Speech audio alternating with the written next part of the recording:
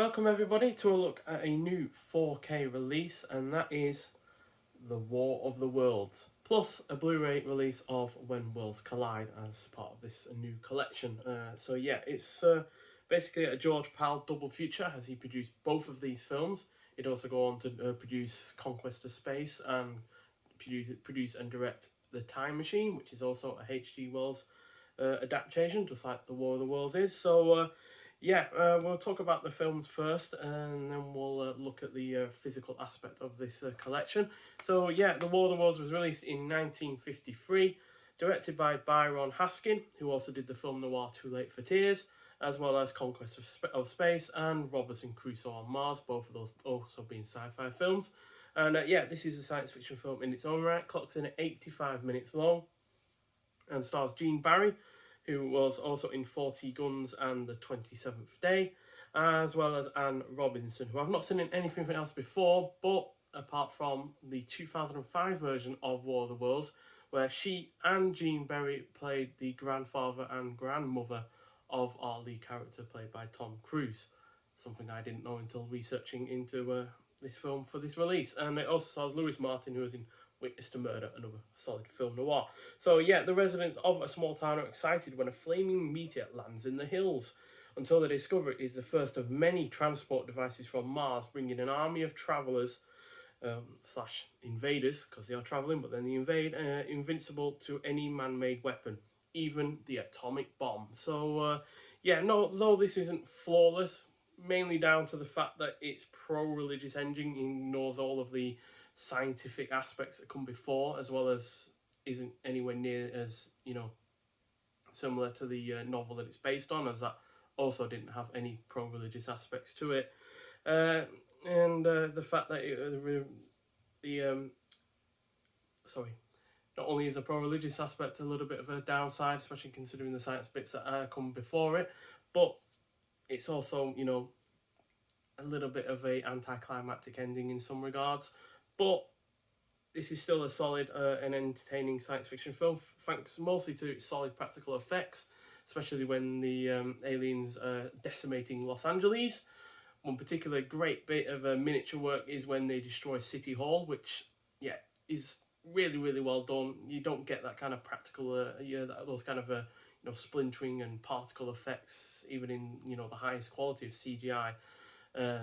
To the same kind of degree, and it does look like it influenced Independence Day, as that has the same kind of thing going for it. The practical effects are great. I also like the design of the ships themselves, even though they're again not similar to the ships in the novel. They are at least interesting and not just your typical flying saucer.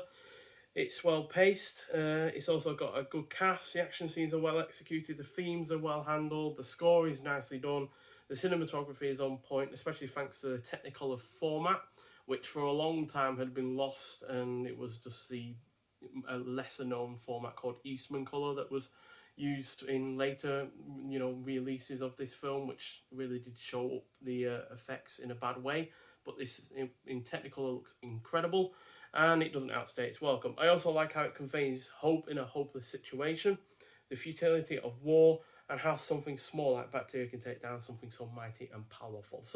It's not a perfect release, but it is on the whole a really, really good one, and definitely one that influenced later science fiction films, like say Earth versus the Flying Saucers. Really, really rather good in that regard. And that's on 4K War of the Worlds. On Blu-ray is When Worlds Collide from 1951, directed by Rudolph Mattei, who also was a well-known cinematographer, but he also did plenty of directorial efforts as well, like DOA, The Dark Past, and Second Chance. This is a science fiction film, again like War of the Worlds, but it's also got a disaster film slant to it as well, and it clocks in 83 minutes long.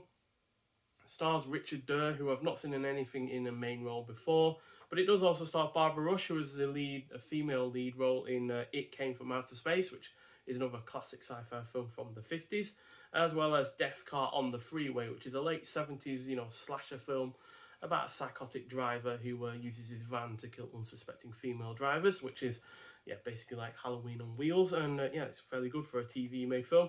This also stars Peter Hansen, who had minor roles in The War of the Roses and A Bullet for Joey.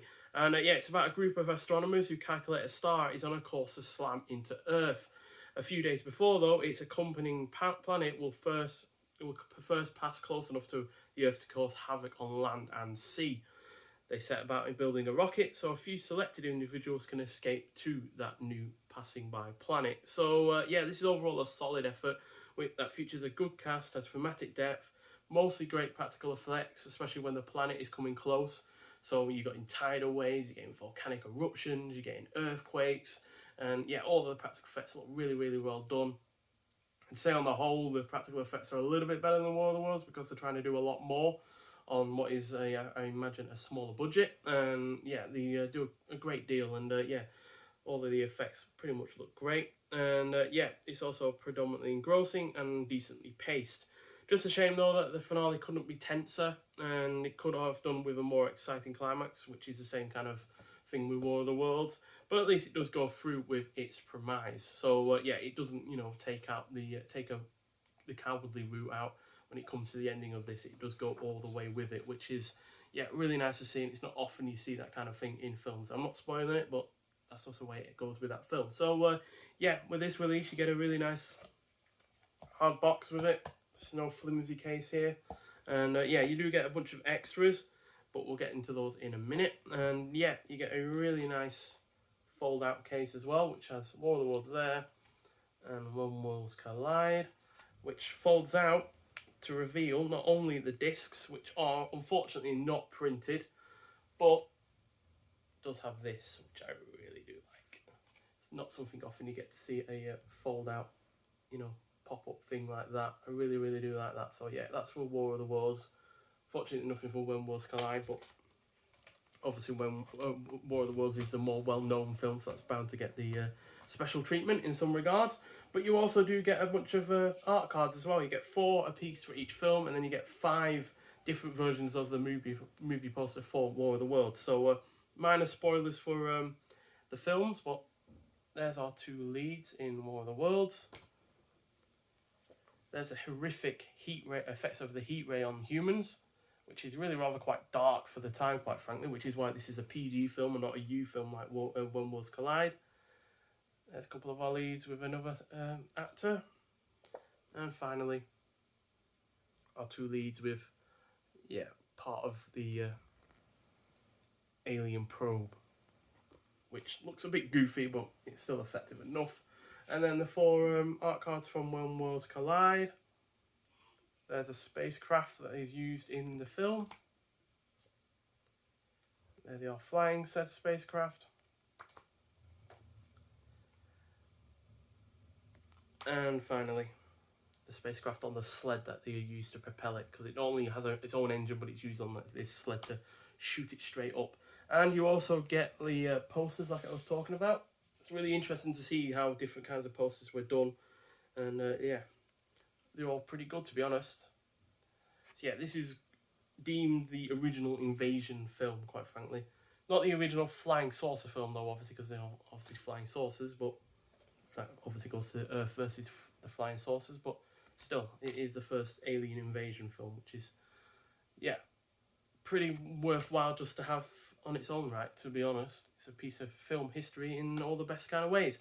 And you also get a couple of magnets as well with the main craft from each film. So you get the alien craft there, and then you get the rocket that is used in When Worlds Collide. So yeah, fantastic physical release, quite frankly. I would recommend, though, if you get this, to keep the art cards in this little bag you get, because otherwise they're just going to be flying all over the place, because there isn't anything to physically keep them stored in the box itself. And sure, I would have liked When Worlds Collide to be on 4K as well, but the biggest problem is the fact that Imprint had already released these films on Blu-ray here, and all of the extras that are on this are on the 4K of the War of the Worlds, but nothing new has been added at all, and all of the extras for When Worlds Collide aren't included on the Blu-ray disc for this version. So it's a little bit of a shame, but then again, I feel like this release considered When Worlds Collide an extra in of itself, because it's not as well renowned of a film as, well, War of the Worlds. Not as many people know of it. So yeah, bit of a shame though that they didn't include all of the extras that are on this. But still, it is now a more widely available film in the UK because, like I said, you had to only import either of these films on Blu-ray before from Australia via imprint. So at least now they both are more widely available, and the 4K itself of War of the Worlds does look pretty good. It's not perfect by any means. It's not a massive step up over the imprint version because this imprint version itself was mastered from a new 4K restoration.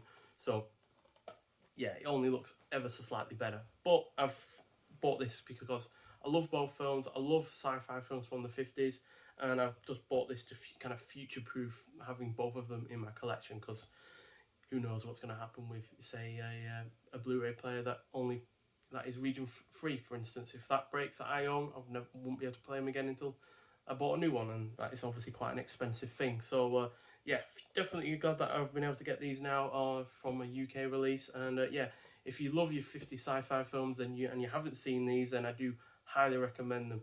But if you're more used to your more modern efforts, these might be a bit archaic for you.